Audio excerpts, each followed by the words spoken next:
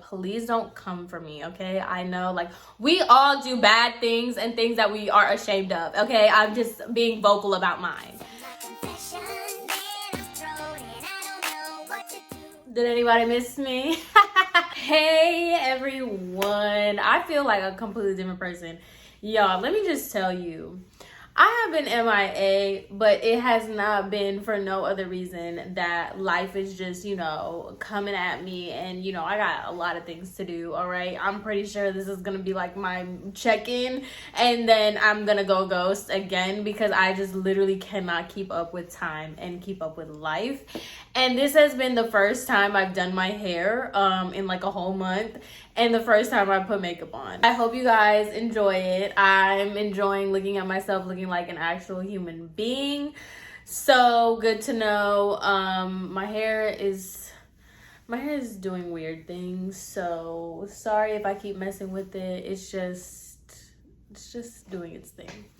But anyway, I thought I would come to y'all with a few story times because I was thinking about this for a while, and it's kind of like the little story times that like just don't make it's not long enough to make into a video. And there's this one girl on TikTok, and she does stories that keep her up at night. Like, she explains like what keeps her up at night. Okay, so here's another story time of something that keeps me up at night. And it's like the embarrassing, cringy stories that really do. So I wanted to go ahead and jump on that bandwagon and tell y'all about clients and things that I did to them that keep me up at night, that I genuinely do like feel sorry for. I'm genuinely embarrassed and they haven't left my mind. So let's go ahead and get into that because it's funny like talking about it now, but it's like really not funny when you think about it. So get what you need to get. Let's go ahead and get right on into it. The first story is going to be, and I'm just gonna look, Jasmine, I don't think you want me to say your name, but Jasmine, you know exactly who you are. I'm sorry. I'm just going to start off this story by saying sorry, okay? And I'm laughing and I'm joking, but I mean this with my entire heart, my entire soul, okay? So, boom. This was back when I was first apprenticing at the salon, and I had to do models. Now, it was $50 models and things like that. So any kind of service like was $50. Any color service was $50. Haircuts were free. Blow dries, everything, like all that was free. Now, I went to school with Jasmine, okay? Like, we were in school together, but like we had classes together, but we were never like friends. Like, we were not homegirls. We followed each other on Instagram. We knew each other because of like the different classes that we had together in high school, but we didn't know each other. We were not cool like that. We were cool, but like we were not cool like that. So I had posted on my Instagram that I needed models, and I wanted, you know, I just needed models to do some certain hair colors, DM me, blah, blah, blah. And at this time, I was posting a lot of blow dries. And as you guys can see, I know how to lay somebody's hair. I'm telling you, that is my only claim to fame. That is the one thing that no one can ever tell me about hair. I know how to get anybody's hair silky smooth and straight, all right? So at this time, I was, you know, posting a lot of blow dries, and this was with everybody. I had, you know, like black girls with really, really kinky curly hair. I was having like the white girls with all the volume. I was doing any and everybody's hair because I love blow drying hair. And at this point in time, I think I was like advertising how well I was doing hair, like ethnic hair. So I was doing a lot of black women's hair and posting it. And I was doing a lot of Hispanic women, you know, a lot of people with really thick, coarse, curly hair. I was just on that wave. So, and I genuinely enjoy doing it. Like, it's so satisfying to me. It's one of my favorite things to do. So Jasmine DMs me and she was like, hey, I see that you're doing this. I was interested in wanting to know if you could do my hair. And so I was like, yeah, of course. Like, what are you thinking about doing today? Like, what kind of style are you wanting to do? Blah, blah, blah. And she told me that she wanted to do like a blonde ombre, and then she just wanted a blowout. Now, this was something, it was just like a hot mess. Like, it was, the whole day just was a hot mess. And I think I mentioned this before, my manager that worked at the salon, love her down, and I like will always appreciate the opportunities that she gave me and like just the free reign that she gave me. Like, I'm very grateful for the salon and the people that I worked with while I was at that salon. But my manager did not say no. Like, it didn't matter what predicament she would put us in. It wouldn't matter how uncomfortable she would make the client or us as stylists. If somebody wanted something, she would book it. And so obviously Jasmine has thick curly hair and she wanted a color and a blow dry. So obviously that takes a long time for anybody, but it's especially for her type of hair, what she wanted, and then how we need the time to blow dry, because I take my time when it comes to blow dry because that's the biggest deal. So to make a long story short, we went in and we, did the color for her. Everything was cool. I was shampooing her. I had put a conditioner on her, and I had previously had somebody else come in for a haircut. Now, when I was doing Jasmine's hair, I was running really far behind in my schedule. So I messaged the girl that was supposed to come for her appointment. I had messaged her and I was like, hey, I'm running a little bit behind. Can you come a little bit later? And she was like, yeah, no problem. And so while I had Jasmine, she was in the shampoo bowl, I had her putting in a deep conditioner. And then my manager was like, hey, can you do this haircut? I booked you a haircut in between. And I was like, no, I'm with her. I have to finish her. And she was like, oh, I'll finish rinsing her and I'll finish getting the conditioner out. And then by that time, you should be done with the haircut. She wanted me to do a whole haircut in the time that it takes for somebody to get a deep conditioning treatment, girl. So I was like, okay, I tell Jasmine, I was like, hey, I'm going to leave you with this on and I'll be right back, whatever. I hate doing that. Because I know exactly how it feels as a client to just feel like you're in the middle. You want that salon service to be about you and about your hair. You don't want it to feel like it's half-assed. And that's why I don't like double booking. So she's in the shampoo bowl or whatever. My manager is giving her a massage. She's doing all that stuff. She's talking to her. Okay, cool. I finished the haircut. Well, in the time that I finished my haircut, the other girl, the appointment that I had, shows up. So I go ahead and I take Jasmine back to the chair. I get her blow dry started. Well, as I'm doing the blow dry, my manager comes back and she's like, hey, your appointment is here. And I was just like, okay, well, I told her to come a little bit later. So just let her know that I'm still working on somebody else, whatever. My manager gets the bright idea to ask another stylist to finish Jasmine's hair. And this is where, I say, I don't sleep well at night. This does keep me up. I think about this often. I'm telling you, Jasmine, if you ever come across this video, when I tell you I'm genuinely sorry, I am genuinely sorry. Because I can just only imagine what it felt like. Because I'm in the middle of doing Jasmine's hair. And then my manager brings the other person to the chair next to me to have her sit down. So I'm like, hey, I'm doing Jasmine hair, right? I'm like, da-da-da, whatever, da-da-da. And I'm like, hey, how's it going? What's good? Yeah, okay, yeah, I'm gonna be right with you. Don't worry. And her hair's not even halfway done. It's just not even halfway done. So I have my manager who sat my client next to me, and I have the one that I'm currently doing that I'm running behind on. So literally as I'm working on her hair, my new client is sitting next to me. My manager grabs another stylist and was like, Samantha, I have so-and-so here. They're going to go ahead and take over the service. And in that moment, I should have just I don't know, I should have done a whole lot of things differently, but it was happening too fast and I was just going crazy. I don't know, but So the other stylist takes over, and I was like, he's gonna go ahead and finish this out for you, but I'll make sure that once everything's done and finished, like, I got you, like, whatever. And I remember saying that I was gonna come back and like finish it off for her and everything.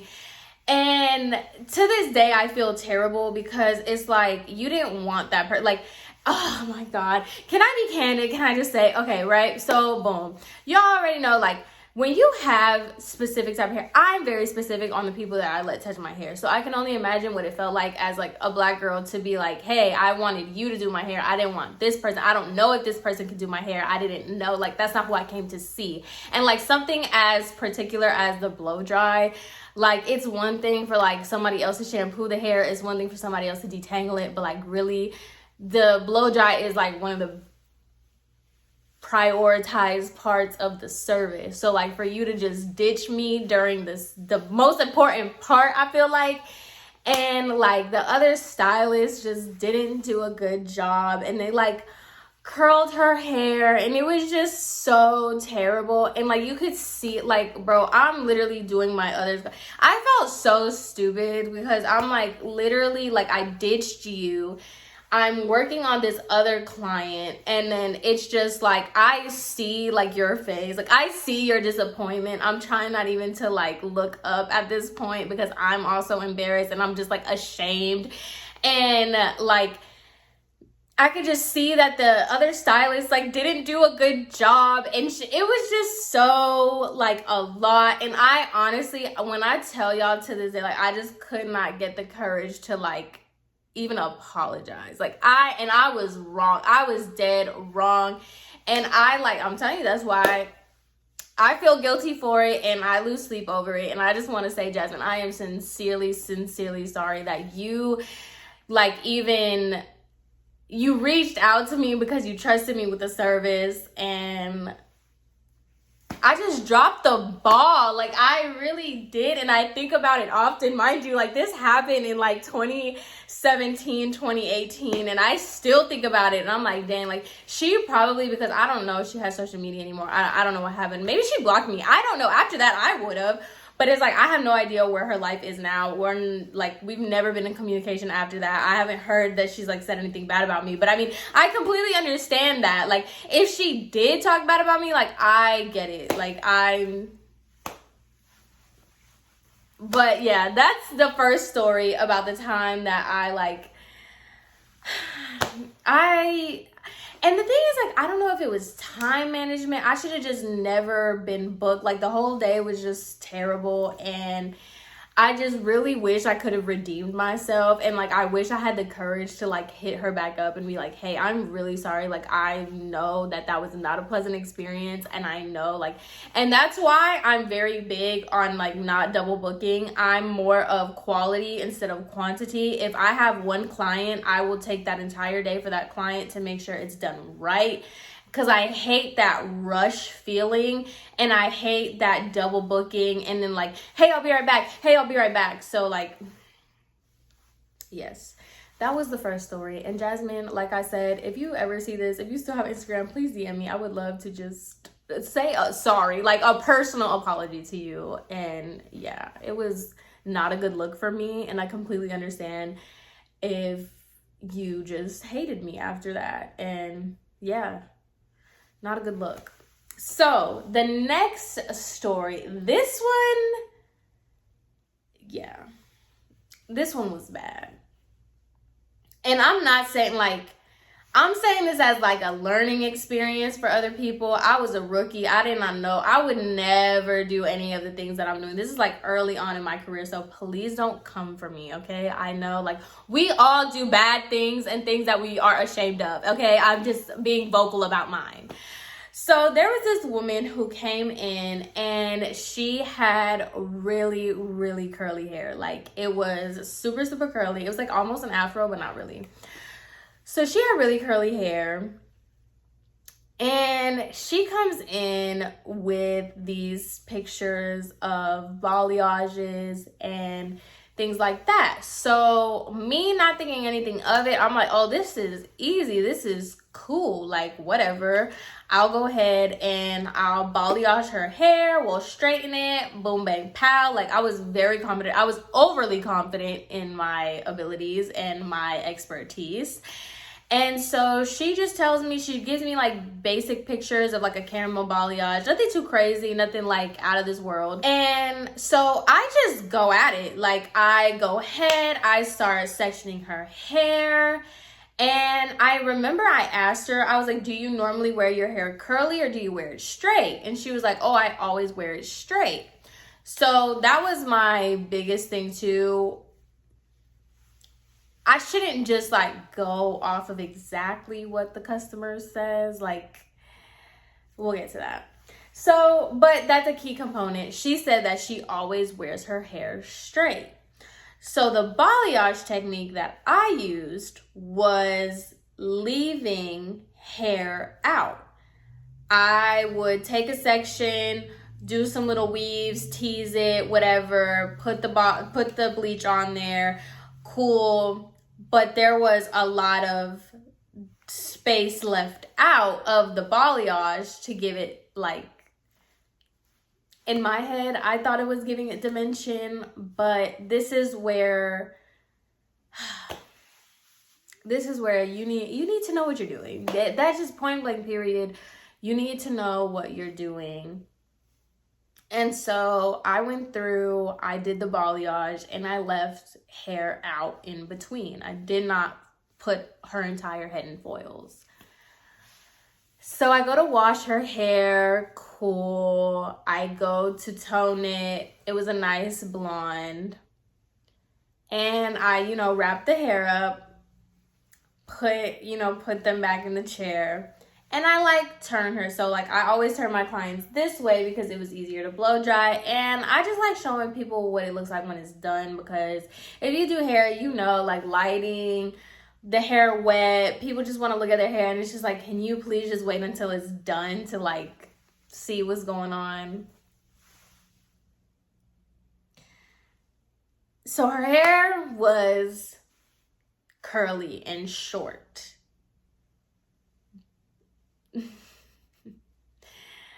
When I removed the towel, her hair looked like polka dots. Like, no lie. Her hair wasn't an afro, but like low-key it was. And she just had like little spots all over her hair because a majority of it was blonde. But the spots that were left out for the balayage dimension part were black. So she literally had like polka dots of blonde and black. I like audibly gasped. I was like, and she turns around, bro. Oh my God, this was so embarrassing. She turned around, so like she's right here, right? And I was like, and she's like, and so I turned her even more. So like you literally couldn't see the mirror. And I was like, oh, I'm so sorry. Like I just dropped something, like I'm sorry. And she was like, oh, I thought you meant it was like my hair. Like I thought you meant my hair or something happened. I was like, no, nothing's wrong with your hair. I just dropped something. I was lying because I was like, and so I asked her again. I was like, hey, like you mentioned that you only wear your hair straight, right? And she was like, yeah, I only wear my hair straight. Like from time to time I'll wear it curly, but like for the majority I do wear it straight. And I'm like, thank God that I can just like deal with this right now. So I straightened her hair. Her hair looked beautiful straight, okay? It looked normal. It looked great. Looked magnificent. But to this day, I think about like what she probably thought as soon as she went home. Like as soon as she went home to wash her hair and saw that she has polka dots. And then I think about it, I'm like, she better not go to the pool. She better not go to the beach. She better not go she better not go anywhere with her hair curly, because the way I just messed up and gave her polka dots, it's inexcusable. It is so, and like, y'all don't even understand. As I'm saying this story, I'm literally picturing, because I low-key feel like I have photographic memory, but like that's not the point. But I can literally see her polka dotted hair.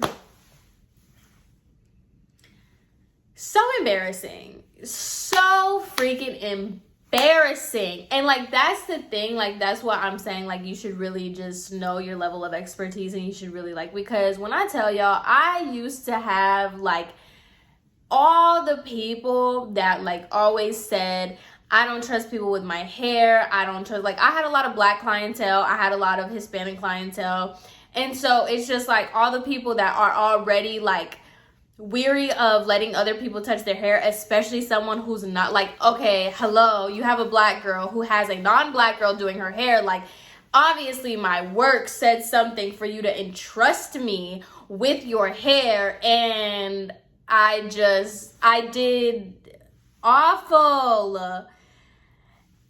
Oh my God, do you guys see why? Like, I still feel the way that I feel back then. I feel it now, because it's just like, dang, I really just dropped the ball, and I am one of the reasons why that person has like hair salon PTSD. Like, oh my God.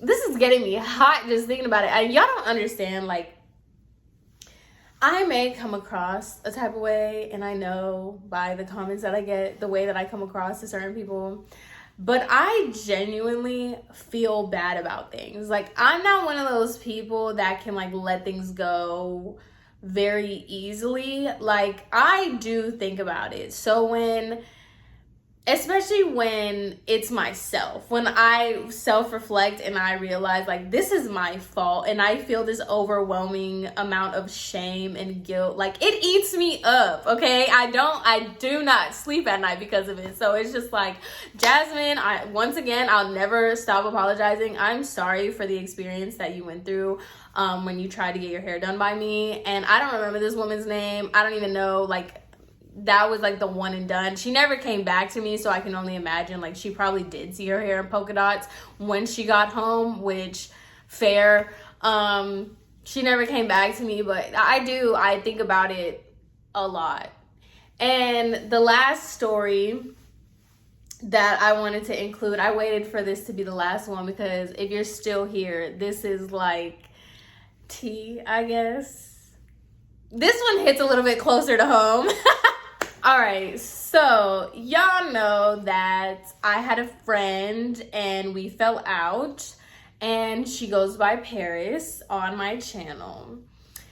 I'll just tell y'all a story. So Paris had extensions. She always wore either tape-ins, or she would wear like, she would wear tape-ins and she would wear like the clip-ins. So I sometimes would do Paris's hair, so every now and again. She wasn't really like, she didn't always ask me to do her hair, but she was also very like free. She would just let anybody play in her hair. Her hair was really thin and fine. So she would always wear tape-ins. I would do her tape-ins sometimes. I would help her with her highlights. I would help her sometimes do her hair. There was one specific day she had these clip-in extensions. And there was one day she was in the bathroom. She was like, hey, Samantha, can you help me? This is when we lived together. Oh, that's a key component. This is when we lived together. So maybe she did have a reason to just like never want to live with me again. Whatever. That's in the past. So she asked me, she was doing her hair. She was like, hey, Samantha, can you help me with my extensions? And I was like, sure, what's up? She was like, can you cut the hair that's like uneven? Okay, so this was a very big miscommunication, because when she said, can you cut my hair to make sure that it's even, I understood extensions included. So there was like a little piece, like little pieces of her actual hair that were like overlapping with the extensions that was just like a fine little like 1-2. But I understood she wanted me to like even out the hair. Like, I don't remember what exactly I thought, like I interpreted from what she said. So I just took it as like evening all of it out.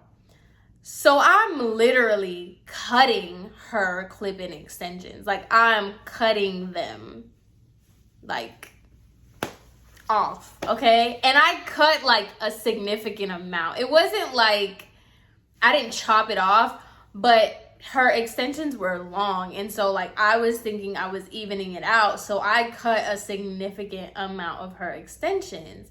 And so as I'm doing it, she like stops really fast, and she was like, "What are you doing?" And I was like, I'm cutting your hair. Is that not what you want?" And she's like, "Are you cutting the extensions?"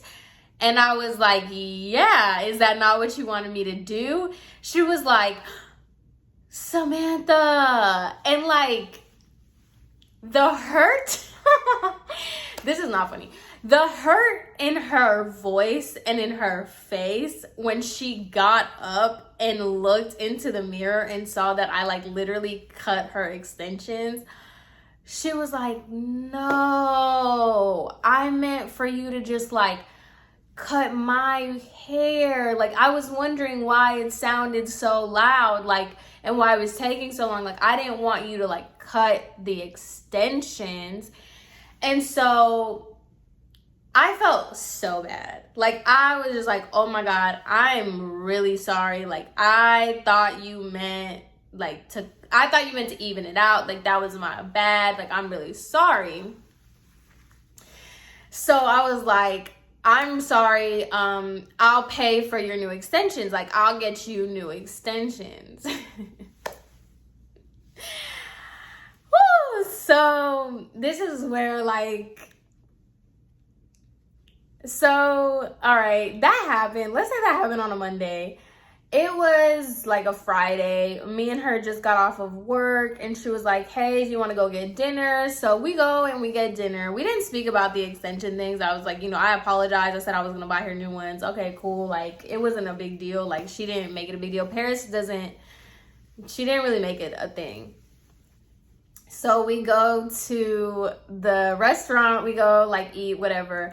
And she was like, "Hey, I'm going to stop by Sally's real quick." And I was like, "Okay, cool." And she was like, "Can you come inside with me?" And I was like, "Yeah, okay, like whatever."